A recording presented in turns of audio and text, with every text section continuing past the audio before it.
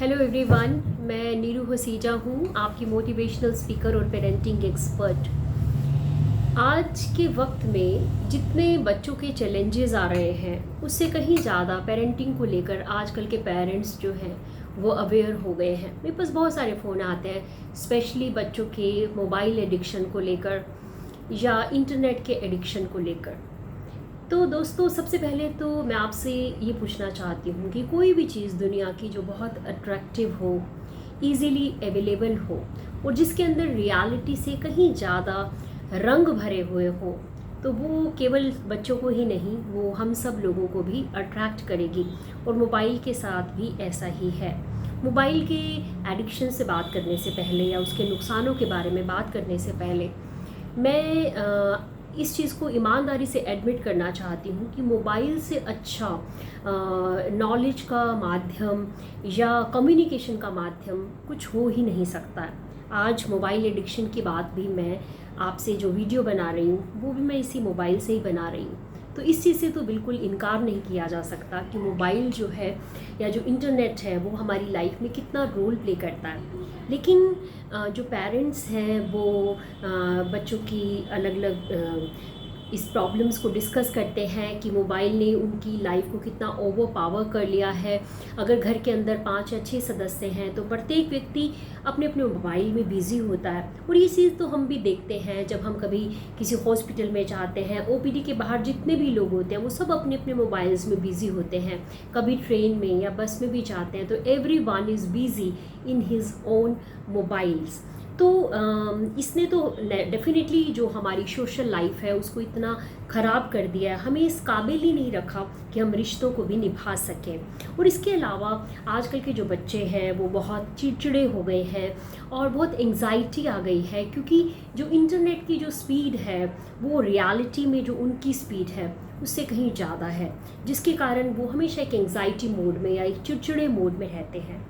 और आप सब लोगों को पता है कि आँखों में दर्द है, पोस्चरल डिफेक्ट्स हैं, इस तरह की बहुत सारी प्रॉब्लम्स हैं जो इस मोबाइल एडिक्शंस के कारण हो रही है। और एक बड़ी मज़ेदार बात है, किसी डॉक्टर से मैं बात कर रही थी तो उसने कहा कि 2 ऐसी इम्पॉर्टेंट हार्मोन्स हैं।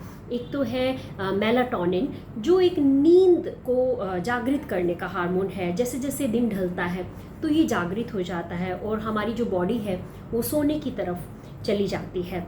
और दूसरा जो है दैट इज़ एरिक्सन हार्मोन, जो कि उजाले के साथ एक्टिवेट होता है। लेकिन जो मोबाइल्स हैं उसके अंदर ऐसी रेडिएशंस निकलती हैं जो इस हार्मोन को एक्टिवेट करते हैं, जिससे हमारे स्लीप डिसऑर्डर्स भी हो जाते हैं। इस तरह से बहुत सारे और भी डिसऑर्डर्स हैं जो पेरेंट्स जो है कंप्लेंट्स करते हैं, प्रॉब्लम्स को डिस्कस करते हैं हमारे साथ। सबसे पहले दोस्तों, आप लोगों को ये समझना है कि जो मोबाइल है जो बच्चे की लाइफ को ओवर पावर किए हुए है वो उसकी लाइफ के लिए कितना इम्पॉर्टेंट है। लॉकडाउन के बाद, स्कूल्स के बंद होने के बाद, कोचिंग क्लासेस के बंद होने के बाद मोबाइल की इम्पॉर्टेंस से डिनाई नहीं किया जा सकता, क्योंकि केवल यही एक माध्यम है जिसके थ्रू जो बच्चे हैं वो अपनी एजुकेशन को पूरा कर पा रहे हैं, अपनी पढ़ाई को अंजाम दे पा रहे हैं। लेकिन एज अ पेरेंट हमारे लिए ये चीज़ जो है ये डिस्कस करना बहुत ज़रूरी है कि उसकी जो लाइफ है, जो स्क्रीन टाइम है, उसने उसकी पूरी लाइफ को कितना ओवर पावर किया हुआ है। अगर उसका जो स्क्रीन टाइम है उसकी रेस्ट ऑफ द लाइफ को अफेक्ट नहीं करता है, उसका खान पान ठीक है, उसका बिहेवियर ठीक है, उसकी बाकी एक्टिविटीज़ बहुत नॉर्मल है, वो फिज़िकल एक्टिविटी कर रहा है, तो मेरे को लगता है कि हमें उसमें घबराने की ज़रूरत नहीं है। लेकिन उसके साथ साथ पेरेंट्स को इस चीज़ को भी ध्यान में डालना है कि जो वो स्क्रीन टाइम है वो हेल्दी है या अनहेल्दी है। यानी वो उस पढ़ाई की आड़ में यूट्यूब पे कुछ ऐसी वीडियोस तो नहीं देख रहा जो कि उसको नहीं देखनी चाहिए और जो अननेसेसरीली उसका टाइम वेस्ट कर रही है। तो इन सब चीज़ों को पेरेंट्स को जो है वो मद्देनज़र रखना चाहिए। और कुछ सजेशंस हैं वो जो पेरेंट्स को मैं देना चाहती हूँ। सबसे पहले तो पेरेंट्स आप सब लोग भी अपने दिल पर हाथ रख के देखो कि कहीं बच्चों की एडिक्शन बोलते बोलते आप इस बात को भूल तो नहीं गए कि आप खुद भी इस मोबाइल एडिक्शन के शिकार हैं। क्योंकि जो बच्चा होता है वो बहुत सारी चीज़ें आइडियलाइज़ करता है पेरेंट्स को। फर्स्ट टाइम आपने भी कहीं पीछा छुड़ाने के लिए, जान छुड़ाने के लिए, बच्चों को शरारतों को स्टॉप करने के लिए उसके हाथ में मोबाइल तो नहीं दे दिया था? अगर आपने ऐसा किया था तो आज मोबाइल एडिक्शन में आप भी कल्प्रिट हैं। सबसे पहले आप ये देखिए कि आपका मोबाइल को कितना टाइम दिया जाता है। कहीं आप भी तो बिजी नहीं रहते? अगर ऐसा है तो सबसे पहले आप अपने आप को डिसिप्लिन कीजिए, बिकॉज जो बच्चा है वो नसीहतें देने से नहीं सीखता है, वो आपको आइडलाइज करता है, उसके लिए आप रोल मॉडल है 24/7। तो आप इस चीज़ को मद्देनज़र रखिए, डेफिनेटली बच्चे के ऊपर बहुत पॉजिटिव इम्पेक्ट पड़ेगा। जैसे जैसे बच्चे बड़े हो जाते हैं उनकी अपनी एक थिंकिंग पैटर्न हो जाता है। बच्चा जब बहुत छोटा होता है तो वो एक ओबीडियंट चाइल्ड की तरह हमारी बातों को मानता है, लेकिन जैसे जैसे बच्चा बड़ा होता है, एडोलेसेंट पीरियड में आता है, तो उसके कुछ हार्मोनल इफ़ेक्ट्स ऐसे होते हैं, उसकी एक अपनी इंडिपेंडेंट सोच बन जाती है। उस टाइम पे जब हम बच्चे को टोकते हैं कि आप इंग्लिश मूवीज़ मत देखो, आप इतना टाइम मत लगाओ, तो उस टाइम पे बच्चा जो है वो हमारे साथ कन्फ्लिक्ट में आ जाता है और हमारी बातों का उसके ऊपर असर होना कम हो जाता है। तो यहाँ मैं अपने सभी जो प्यारे प्यारे पेरेंट्स हैं उनको एक रिक्वेस्ट करूँगी कि जब भी आप अपने बच्चे से कम्युनिकेट करें तो आप एक राइट टाइम को देखें। किसी भी टाइम पे वो आपके साथ फ़ोन कर रहा है या फ़ोन पे बिज़ी है अपने फ्रेंड के साथ और आप इमीडिएटली उसको टोक देते हैं तो डेफिनेटली जो है वो कन्फ्लिक्ट होने ही वाला है। तो जब भी आप बच्चे को किसी भी चीज़ के लिए टोकें, चाहे मोबाइल हो या किसी और चीज़ के लिए, एक राइट टाइम का इंतज़ार करें।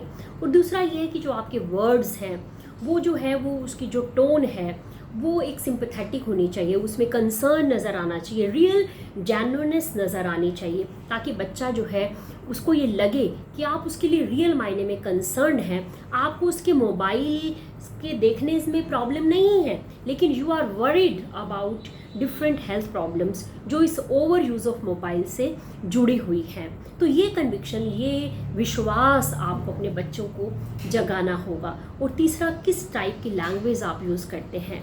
जिस टाइप की लैंग्वेज आप यूज़ करते हैं बच्चा वैसा ही रिस्पॉन्ड करता है। तो जब बच्चे बड़े हो जाते हैं, इंडिपेंडेंट सोच के हो जाते हैं, उसके बाद आप जनरल जो कन्वर्सेशन करें बच्चे से वो इस तरह की करें कि बेटा आपको क्या लगता है, वो भी आप उचित समय और उचित स्थान देकर।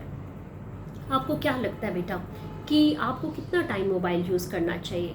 अगर आपकी परवरिश ठीक है, अगर आपके सही संस्कार दिए गए हैं, तो डेफिनेटली जो बच्चा है वो आपको राइट काइंड ऑफ आंसर देगा। आप बच्चे से खुद पूछिए कि बेटा आपको कितना टाइम चाहिए मोबाइल में। आपका जो टाइम टेबल है या आपका जो बाकी वर्क पैटर्न है, आपके जो गोल्स हैं, आपका जो पैशन है, उसके अंदर आपको क्या लगता है कि जो मोबाइल है वो कितना जो है आपको टाइम देना चाहिए। तो अगर आप रियल मायने में ईमानदारी से बच्चे के साथ खुलकर बात करेंगे इस विषय के ऊपर तो डेफिनेटली बहुत अच्छे रिजल्ट्स आने वाले हैं। घर के अंदर मोबाइल का यूज़ आप एक टाइम टेबल फिक्स कर दीजिए कि इतने टाइम मोबाइल यूज़ करना है। रात को भी सोने से 1 घंटा पहले अगर आप ऐसा कोई वर्क रूल बना सकते हैं तो भी बहुत ज़्यादा इफ़ेक्टिव होगा। अगर आपके पास कोई पीसी है तो उसको किसी एक ऐसे एरिया में भी रखा जा सकता है जहां आप चाहते ना चाहते उसके ऊपर नज़र रख सकते हैं और बच्चे को जो है वो फील भी नहीं होगा। तो ये कुछ ऐसी छोटी छोटी टिप्स हैं जिनके ऊपर आप लोग तवज्जो दे सकते हैं और बच्चों को ये चीज़ बहुत ज़रूरी है उनको लॉजिकली ये प्रूव करके बताना कि जो मोबाइल है इसके कितने फ़ायदे हैं और कितने नुकसान हैं। अगर आप ईमानदारी से इसके ऊपर प्रयास करेंगे तो मुझे आशा ही नहीं पूरा विश्वास है कि जो बच्चे हैं वो इस बात को सीखेंगे और ऐसा ना हो कि आप इस चीज़ को कैजुअली ले लें और जो मोबाइल है वो बच्चों का इस्तेमाल करने लग जाए इंस्टेड ऑफ कि बच्चे उसका इस्तेमाल करें। तो ये छोटी छोटी टिप्स थी पेरेंट्स। मुझे लगता है कि ये जो वीडियो है ये आपके लिए बहुत यूज़फुल रहा होगा और अगर आपको ये वीडियो अच्छा लगा है तो प्लीज़ इसको आप अपने बाकी फ्रेंड्स के साथ भी शेयर कीजिए, कमेंट कीजिए और मेरे चैनल को भी सब्सक्राइब करना मत भूलिए। इसी तरह से पेरेंटिंग को लेकर मैं बहुत अच्छी अच्छी वीडियोज़ आपके लिए लाती रहूँगी। तब तक गॉड ब्लेस यू।